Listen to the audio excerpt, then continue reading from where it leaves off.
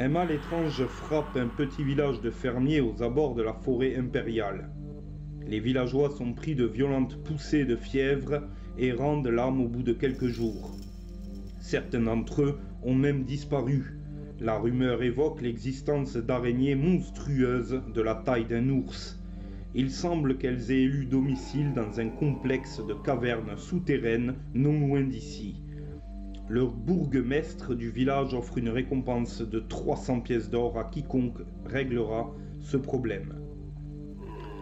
Vous vous enfoncez avec une certaine appréhension dans l'épaisse forêt, voyageant en direction des cavernes indiquées par le bourgmestre. Chemin faisant, vous rencontrez quelques gobelins, mais aucun d'entre eux ne vous attaque. Au lieu de cela, ils s'enfuient tous dans la même direction, comme s'ils voulaient vous attirer en un endroit précis. Après quelques heures de marche, vous débouchez face à l'entrée des cavernes en question. Un trou béant, des plus lugubres semblables à une gueule de roc au croc acéré, s'enfonce dans les ténèbres. Vous êtes persuadé avoir vu multitude de yeux rouges jaillir de l'obscurité et avoir entendu des rires sinistres percer le silence des cavernes. D'immenses toiles d'araignées solides et odorantes se dressent devant vous. Elles retiennent prisonniers toutes sortes d'insectes et même de petits animaux affaiblis à force de se débattre pour se libérer. En y regardant de plus près, votre sang ne fait qu'un tour. Des restes humains font partie de cet écœurant garde-manger. D'un pas décidé, enfouissant votre dégoût et votre peur, vous vous enfoncez dans l'antre des arachnides. Et bonjour à toutes, bonjour à tous, chère communauté, chers abonnés, bienvenue pour la suite du compendium numéro 1, Gendraha, aventure arachnophobe, totale, puisqu'il semblerait qu'on ait des adorables petites bestioles partout dans ce donjon. C'est la mise en place qui m'a laissé l'entendre, excusez-moi. Donc nous allons continuer. J'espère que l'aventure sanglante vous a plu, les amis. J'en profite au passant pour faire juste une petite mise au point. Vous n'aurez plus qu'une vidéo par semaine de 1 heure.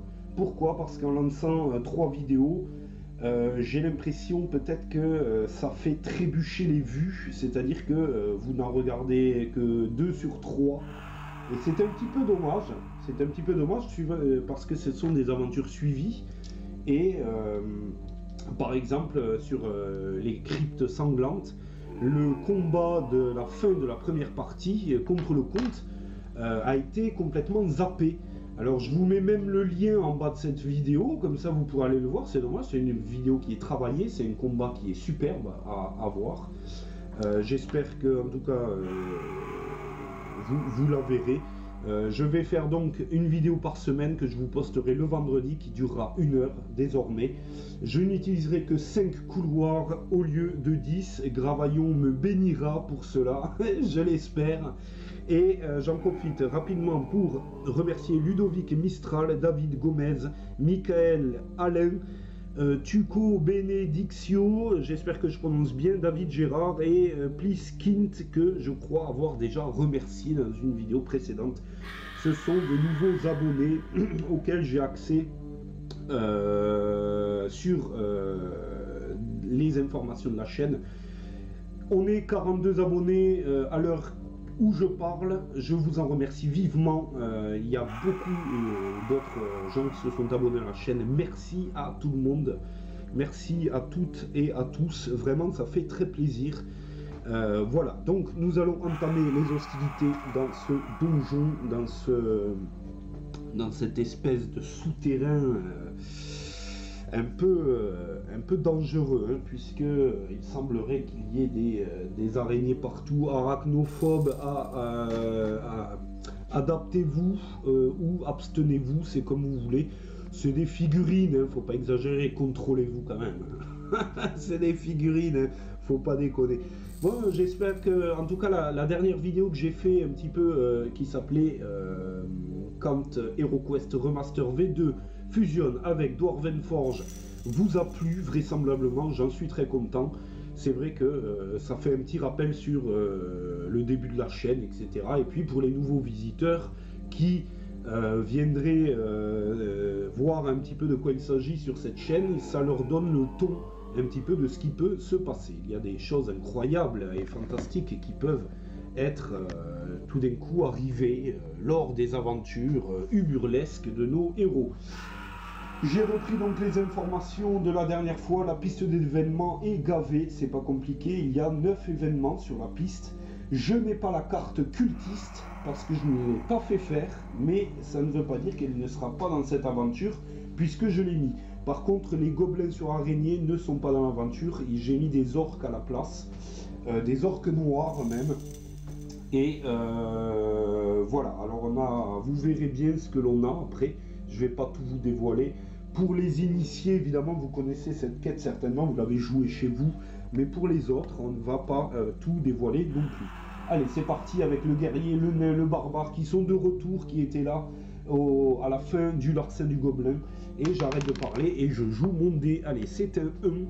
L'ami guerrier s'avance. Et nous avons le clerc, donc le clerc ici, qui n'a jamais été joué. Allez, carte donjon. Et on tombe sur une pièce avec 3 portes. Hop, que je vous mettrai au propre montage. Et une carte matrice. C'est parti! Voilà, la pièce a été placée les amis, je tire une carte matrice et avec beaucoup de chance et de réussite, c'est déjà une carte orange. C'est déjà une carte orange. Donc nous avons 6 gobelins. Ouh là là là. Et bien là ça tape très très dur hein, d'entrée de jeu. 6 gobelins. Voilà, première salle les amis, vous avez vu popper les gobelins, comme à leur habitude de nulle part. 6 gobelins déjà, et ça commence très fort, hein. Ça commence très fort, il n'y a pas à dire, pas de doute, on est sur un bon début de partie. Alors, le guerrier qui n'avait fait que 1 à 7 points de corps, donc peut aller allègrement se déplacer 2, 3, 4 et peut aller même jusqu'au fond et c'est ce qu'il va s'efforcer de faire et va essayer d'attaquer immédiatement le premier gobelin. Alors on a l'initiative, c'est bien, tout va bien. Donc 2 dés blancs, 1 dé orange et c'est parti. Les dés vont siffler. Je mets un petit peu de côté ou pas, je ne sais pas, bon.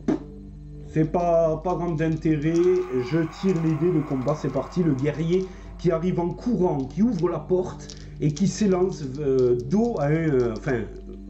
derrière un gobelin pour le prendre par surprise. Et c'est 2 crânes déjà pour commencer, le suspense de ce dé qui n'arrête pas, et c'est 4 crânes, et c'est 4 crânes avec un 10, donc il n'y a aucun problème. Le premier gobelin gicle immédiatement avec beaucoup de facilité et la partie est lancée les amis, et la partie est lancée. Je tire le déplacement du barbare qui va rentrer comme un barbare. 1, 2, 3, 4, 5, 6 et qui va se mettre ici pour laisser le champ libre aux autres et qui va à son tour attaquer comme une brute épaisse. Alors, un dé blanc, 2 dés noirs pour lui, c'est pas mal. Il a un pavois pour se protéger. Il ne faut pas que je l'oublie. Allez, c'est parti. Hop, je retire. Tac, c'est parti. Qu'est-ce qu'il nous fait? Il nous fait rien du tout, le barbare. Il nous fait rien du tout. Il n'est pas en forme. Il a peut-être... il est pas en forme. Allez, le nain qui arrive, on tirera les jets de piège juste après, ne vous en faites pas. Le nain 7 et 3, 1, 2, 3, 4, 5 et qui va se mettre ici, qui va se placer ici le nain et qui va tirer lui aussi ses jets, qui va se mettre un petit peu plus loin même. J'ai envie de dire, tac, tac, qui peut se mettre à côté du guerrier à une case parce que rappelons-le, lui il a un arc. Alors c'est 3 dés blancs et 1 dé noir. Alors il a un arc, effectivement, il est en capacité de l'utiliser. Non, il n'est pas en capacité de l'utiliser, autant pour moi. Donc on va ranger l'arc dans la besace. Et notre ami nain va se positionner ici pour venir au contact avec un dé blanc et un dé noir simplement d'attaque. C'est parti. Voilà, ça attaque sec et c'est deux crânes. C'est deux jolis crânes. Hop, ici. Deux jolis crânes. Le gobelin peut-il se défendre? Avec un dé, ça va être difficile. Donc, il meurt dans d'atroces souffrances et des cris stridents. On avance avec le clerc. Le clerc fait ses premiers pas sur ma chaîne. Oh là là là là. Le clerc qui fait ses premiers pas sur ma chaîne. 1, 2, 3, 4 et qui se met ici avec sa masse d'armes. Le clerc incroyable et magique. Regardez. Qui tend des parchemins pour se défaire des morts vivants. Mais il n'y en a pas un dans cette... je ne crois pas qu'il y en ait. Je ne crois pas. C'est 3 dés blancs pour le clerc. C'est pas mal. C'est pas mal. 3 dés blancs. C'est parti. Il attaque, il ne fait qu'un crâne avec un 15. Il ne fait qu'un crâne. Nous allons voir de suite si la créature gobline se défend. Et non, elle fait un bouclier héroïque, donc elle s'en va. Voilà. Alors, on va tirer les dés de piège pour tout le monde, pour tout ce joli monde qui est ici. Le clerc n'a qu'un dé de piège. Le nain aussi. Alors, c'est parti. Je commence par le clerc. Le clerc qui ne tombe pas dans un piège, c'est un bouclier héroïque. Le nain qui tombe dans un piège, eh ben, ça fait plaisir d'entrée de jeu. Le nain qui tombe dans un piège, peut-être non, il ne tombe pas dans un piège. C'était la blague. Le guerrier qui tombe dans un piège, hein, le guerrier qui tombe dans un piège inéluctablement, enfin qui risque de tomber dans un piège et qui finalement s'en sort plutôt bien. Et notre ami le barbare va-t-il tomber dans une oubliette? Je vous le donne en 1000. Non, il fait 2 crânes, donc il ne tombe nulle part. C'est la bonne nouvelle. Piste d'événement. C'est parti, c'est un crâne, ça avance. Et d'entrée de jeu, on est sur le premier événement du jeu. Votre arrivée n'est pas passée inaperçue et c'est l'effervescence. Vous entendez des petits cris, des choses qui s'activent et vous craignez pour la suite de votre aventure. Si aucune porte fermée n'est en jeu, ignorez cet événement. Si aucune porte fermée n'est en jeu, fermée comment là? Parce que c'est pas possible, on est dans une salle, on n'est pas dans un cul-de-sac. Fermée comment? Je comprends rien du tout. Ça commence bien quoi. Fermé à clé, fermé tout court. D'accord, de toute façon il y en a, elles sont toutes fermées. Elles sont toutes fermées, bon écoutez, elles sont toutes fermées. Donc j'ignore cet événement qui est curieux. Qu'est-ce que c'est que ce connerie? Je ne sais pas. Je ne sais pas, c'est pas grave. On va l'ignorer. Et la piste d'événement, donc c'était un crâne. Nos amis les gobelins vont vouloir toucher le clerc en premier. Le clerc. Donc, voilà, celui-ci, tac, en jambe, tac, tac, tac, contourne et vient ici.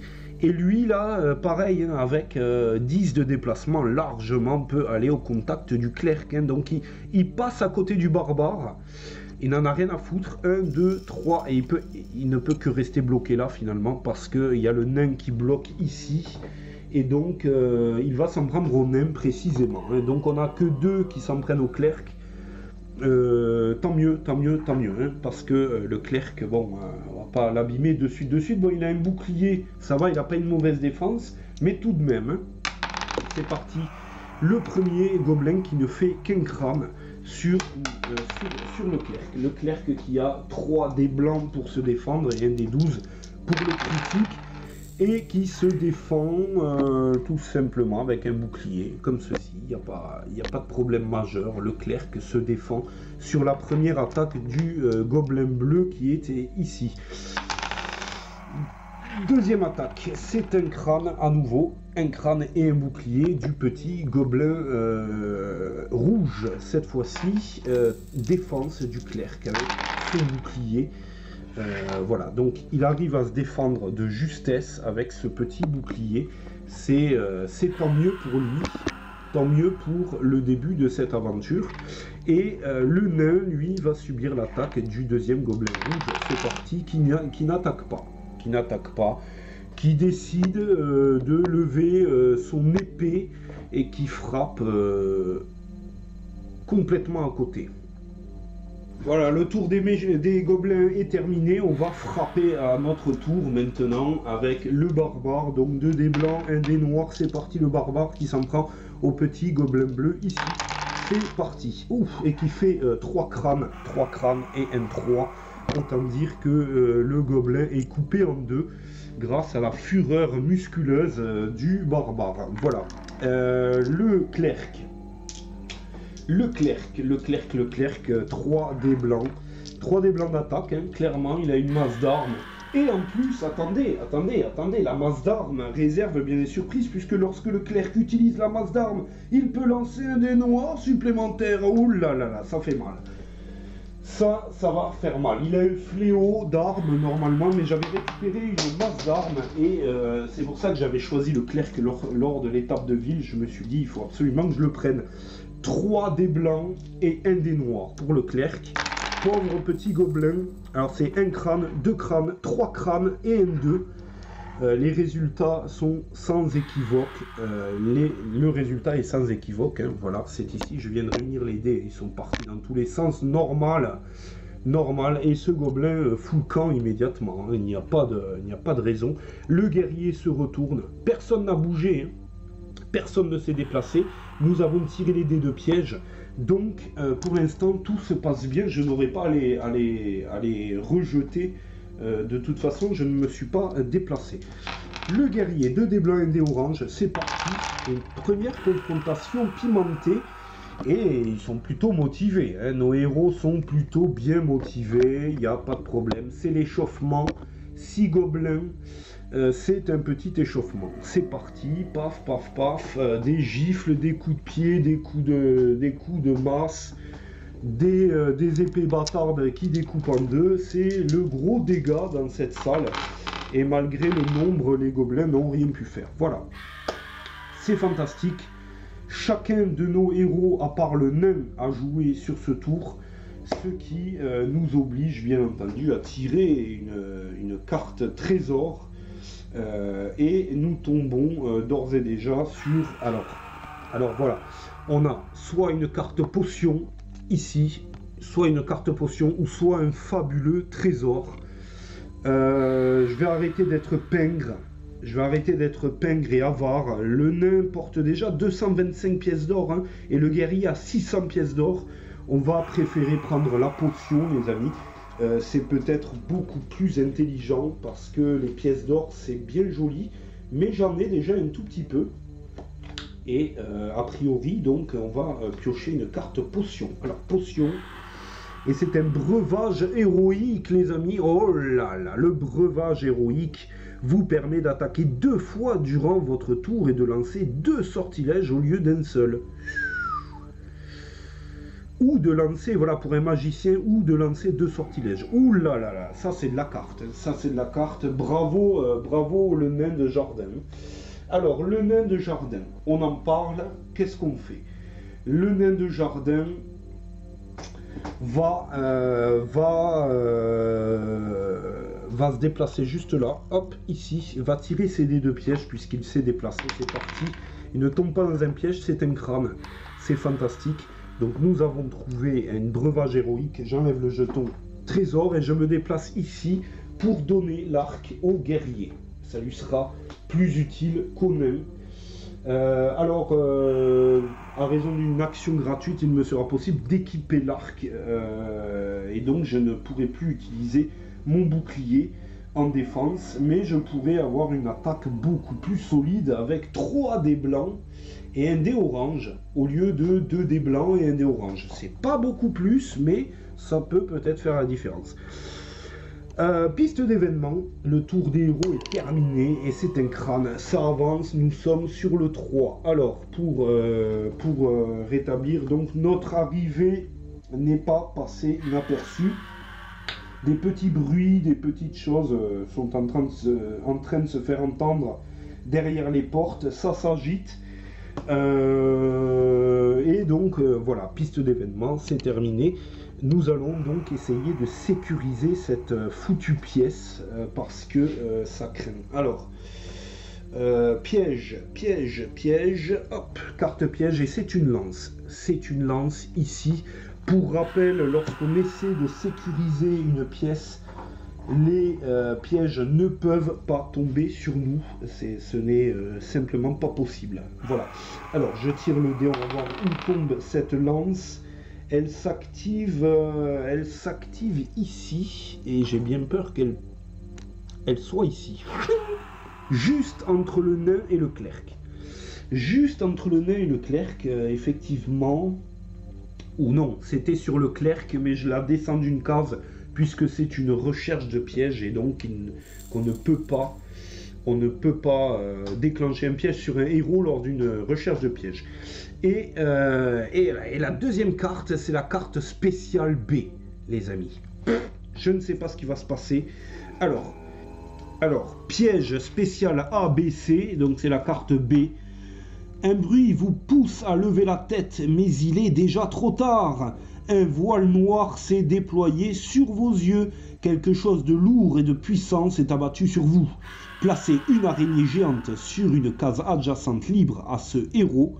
Si aucune case libre adjacente n'est disponible, placez l'araignée géante au plus proche, puis celle-ci s'active immédiatement. Notez que ce piège spécial n'est pas rechargeable et qu'il est défaussé pour le reste de la quête.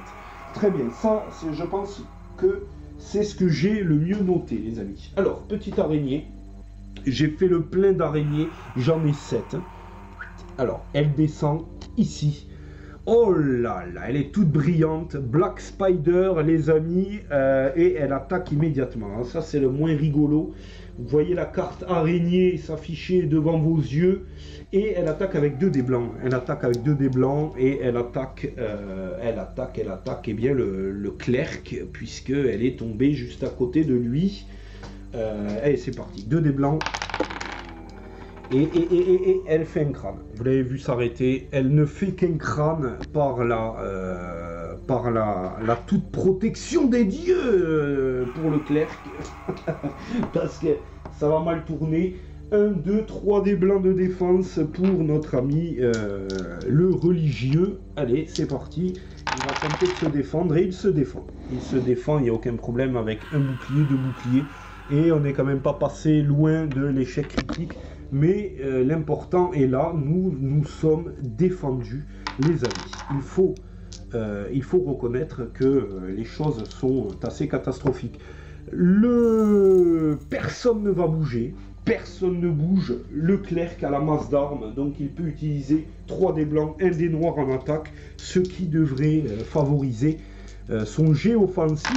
C'est parti, oh là là là là. Et il fait 3 crânes, 3 jolis crânes avec un 19. Donc c'est un très très beau geste déployé avec sa masse d'armes. Il passe à côté d'une réussite critique.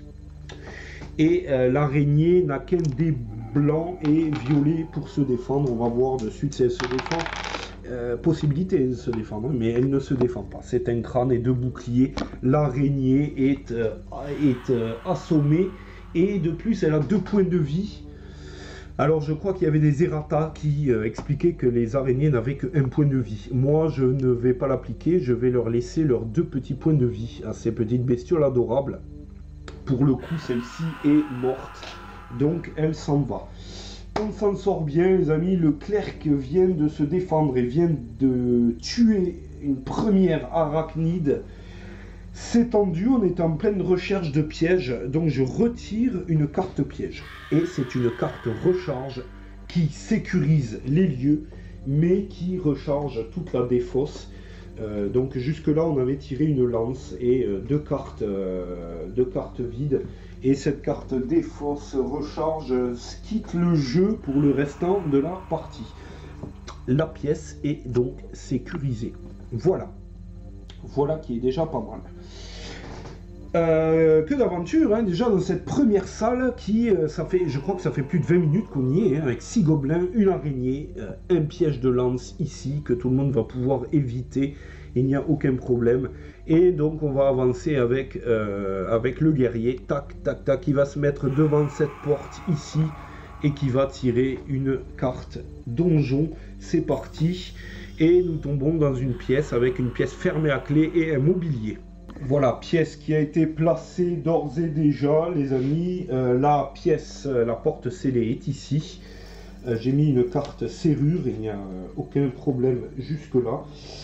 Je fais juste le point, voilà, c'est ça. Ça, c'est à mettre de côté. Et nous allons tirer donc notre carte mobilier, comme dit.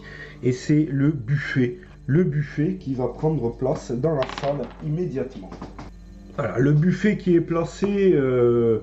Voilà, le buffet qui est placé au milieu de la pièce, tout à fait normal. On va pas demander à des gobelins de faire Valérie Damiano non plus, c'est certain. Donc bon, ils ont dû le déplacer et puis ils l'ont laissé sur place. On va dire ça comme ça, les amis. Le guerrier va pénétrer, oh là, pénétrer en 1, 2, 3, 4 et il va se mettre ici et tirer ses dés de piège immédiatement.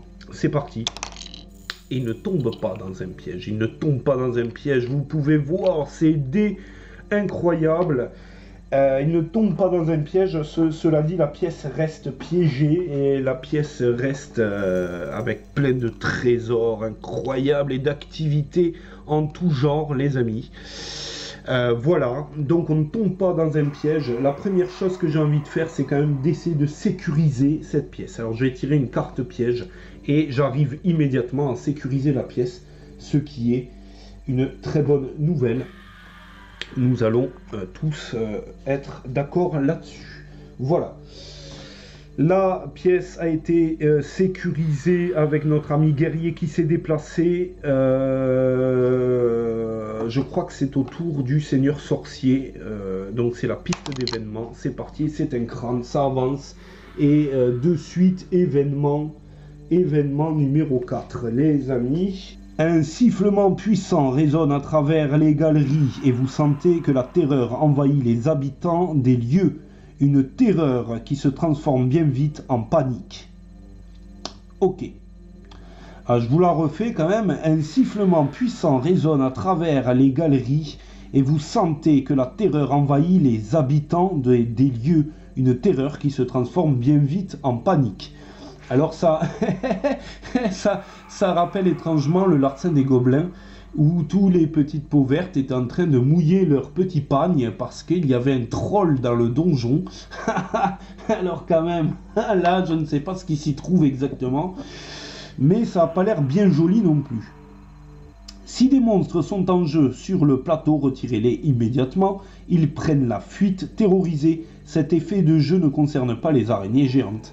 Alors il n'y a ni araignée géante, ni quoi que ce soit, donc voilà. On est sur un événement où l'on entend un sifflement très curieux qui nous parvient aux oreilles.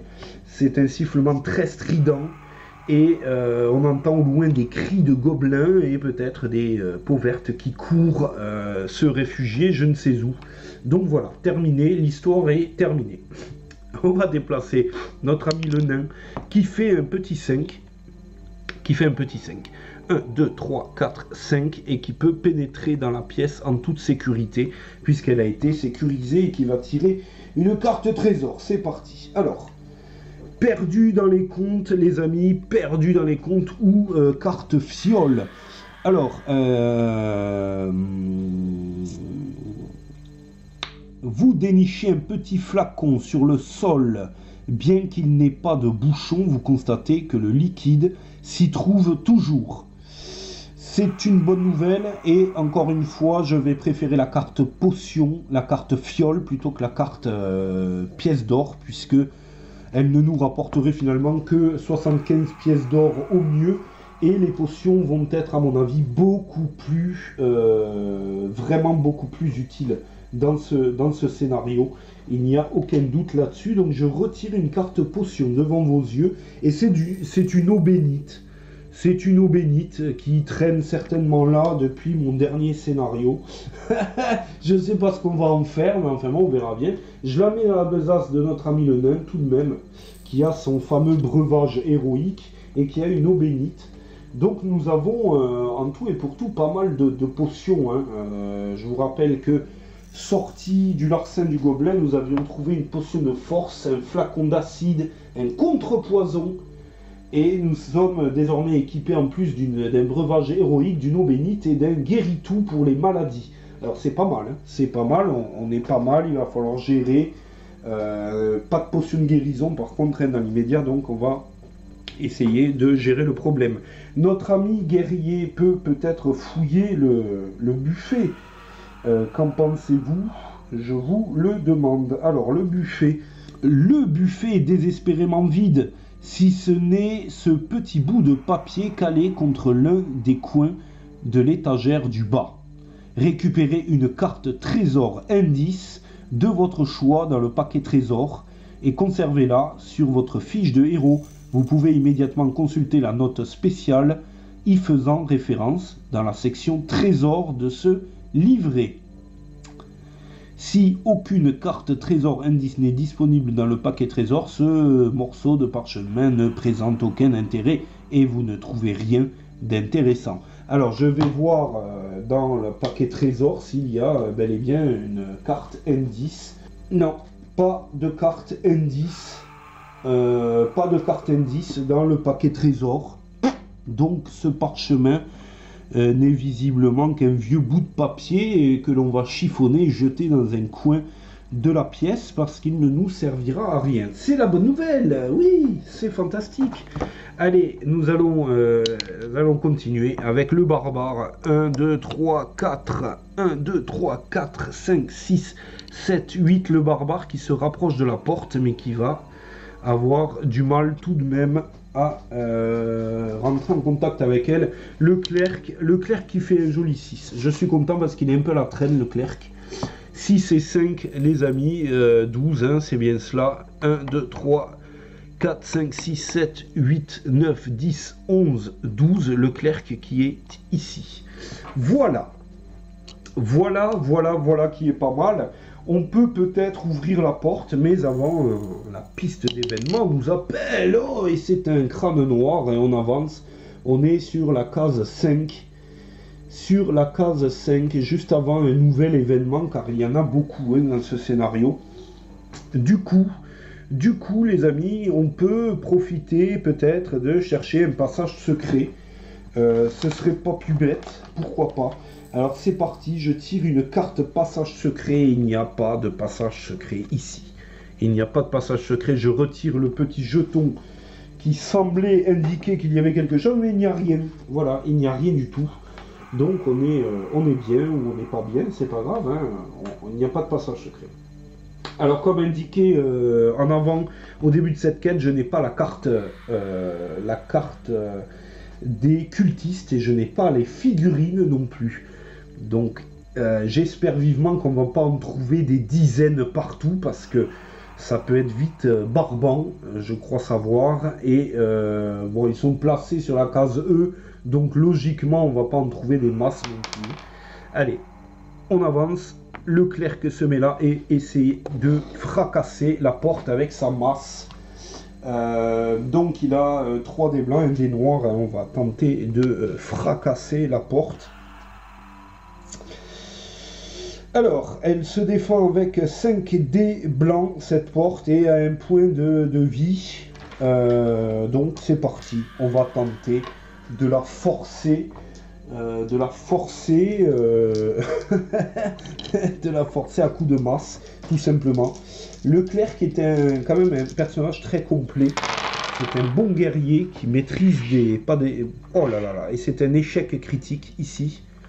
C'est un échec critique malgré... Ah mais non, mais il n'y a pas de dé critique sur le forçage ou le crochetage d'une porte. Je ne l'ai pas mis en place et c'est aussi bien comme ça. Nous faisons donc 3 beaux crânes pour la première tentative de forçage. Et la porte va tenter de se défendre. C'est parti. Et elle fait une défense uniquement. Donc je lui mets 2 crânes avec son seul point de défense. Et bien la porte gicle immédiatement. Et nous allons tirer une carte donjon, c'est parti. Et c'est un couloir avec un éboulis et 2 portes, dont une qui est fermée à clé. Voilà, le couloir a été placé, une porte scellée ici, une porte classique là, et puis la possibilité d'aller visiter le bout du couloir ici. Donc largement de quoi faire pour notre ami le clerc qui va pénétrer dans le couloir non sécurisé. Et le couloir où il peut y avoir aussi un passage secret, donc aucun problème dans l'immédiat. Notre ami le clerc pénètre donc et se met ici devant la porte et va faire ses tentatives, ses dés de piège, son dé de piège. C'est parti, il ne tombe pas dans un piège. C'est un crâne, c'est une bonne nouvelle. Il peut tenter de sécuriser le couloir. Allez, c'est parti. Donc il arrive à sécuriser sans problème le couloir. Il ne trouve pas de piège, sa recherche ne mène à rien et c'est tant mieux. Le couloir est désormais sécurisé. On va procéder très gentiment comme ceci. Le couloir est donc sécurisé, il n'y a plus aucun problème. À savoir que j'ai trouvé l'utilité de mes petites tuiles doubles, les amis. Il y a les tuiles effondrement ici. Il y a des tuiles effondrement, il y a des tuiles oubliettes, des tuiles fosses profondes et des tuiles larmes mouvantes. Ces 4 tuiles, lors d'une recherche de pièges, devront être utilisées obligatoirement dans un couloir. Dans un couloir, à savoir que mes nouveaux couloirs maintenant font 6 dalles au lieu de 5 pour plus de lisibilité. Et lors d'une recherche de piège, et juste lors d'une recherche de piège, je devrais placer un couloir double, un piège double, lorsque je trouverai ces pièges. Inutile de dire qu'ils ne peuvent pas se trouver au bout d'un couloir face à une porte. Ce serait complètement illogique. De toute façon, je vais refaire au propre ma feuille de répartition. Et je vais la plastifier également. Je vais l'intégrer dans mon livret de règles et tout sera nickel chrome pour la suite. Donc ces petites tuiles doubles vont trouver leur utilité. Donc elles seront donc exclusivement utilisées lors d'une recherche de piège dans un couloir. Pas lors d'un test de piège parce que ça n'a aucun sens. Si un héros tombe dans un piège, il ne peut pas y faire tomber un deuxième dans son même piège. Donc ce ne sera que à la recherche d'un piège qu'on pourra utiliser ces 4 tuiles et qui obligeront nos héros donc à désactiver ou à sauter par-dessus ces fameux pièges. Et ça, c'est beaucoup plus intéressant. Voilà pour la petite explication sur mon système qui prend des petites mises à jour comme ça, petit à petit. Il n'y a pas de raison, c'est très bien. Allez, on continue. Nous avions tiré la piste d'événement, ouvert la porte avec le clerc qui avait défoncé la porte à coups de masse, ici, qui pénètre et qui se met dans le couloir, et qui a sécurisé le couloir. Le barbare va pouvoir rentrer avec un joli 9, 1, 2, 3, 4, 5, et qui peut se mettre à côté du clerc ici, là, et qui va essayer peut-être de fracasser la porte, peut-être immédiatement. On va faire ça immédiatement. Et c'est une porte qui va se défendre avec 3 dés et qui aura 3 points de vie, malgré la puissance titanesque du barbare. C'est parti. Première tentative, et je continue à utiliser ce dé à 20 faces alors que je suis sur une tentative d'ouverture de porte. Ces 3 crânes, vous les avez aperçus. Donc, revenons à nos moutons. 3 dés pour se défendre à la porte. C'est parti. C'est parti. Et elle se défend de 1. Tout de même, elle se défend de 1, donc il ne lui reste plus que 1 point de vie. Deuxième, donc, tentative de forçage du barbare, qui fait 2 jolis crânes à nouveau. C'est la bonne nouvelle. On va voir si la porte va céder. J'espère. Et elle cède. Elle cède, elle ne peut pas résister. Les gonds sont vermoulus. Et la porte explose sous la puissance phénoménale du barbare et de son épée bâtarde. Nous allons tirer donc une carte donjon, et c'est un couloir avec un éboulis et une porte à nouveau scellée. Je mets ça en place et je vous retrouve. Voilà les amis, très long couloir avec un éboulis à son extrémité, une porte fermée à clé à nouveau ici. Je pense qu'il est temps que l'on se laisse là pour cette première épisode. Et j'espère qu'il vous a plu. N'hésitez pas à vous abonner, à mettre le petit pouce bleu, à commenter, à me suivre sur Facebook. Je vous laisse dans le lien l'épisode de la première confrontation avec le comte Rudger.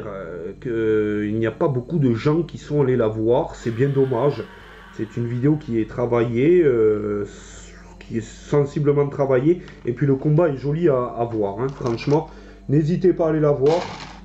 C'est la pauvre orpheline de cette chaîne. Elle n'a pris que 8 vues pour tout vous dire. Alors, bon, j'ai pas totalement compris pourquoi. Mais en fait, ce n'est pas une fatalité en soi. Mais je vous invite à aller la voir quand même parce que c'est un petit peu dommage. Voilà. Je vous remercie de votre soutien. Je vous retrouve donc pour une deuxième, la suite donc de cette quête de Gendra A, si je ne me trompe pas. Et puis, je vous souhaite le meilleur, bien entendu. Bonne fin de journée à vous, ou bonne fin de soirée, c'est selon. Des bisous, à la prochaine pour la suite des événements.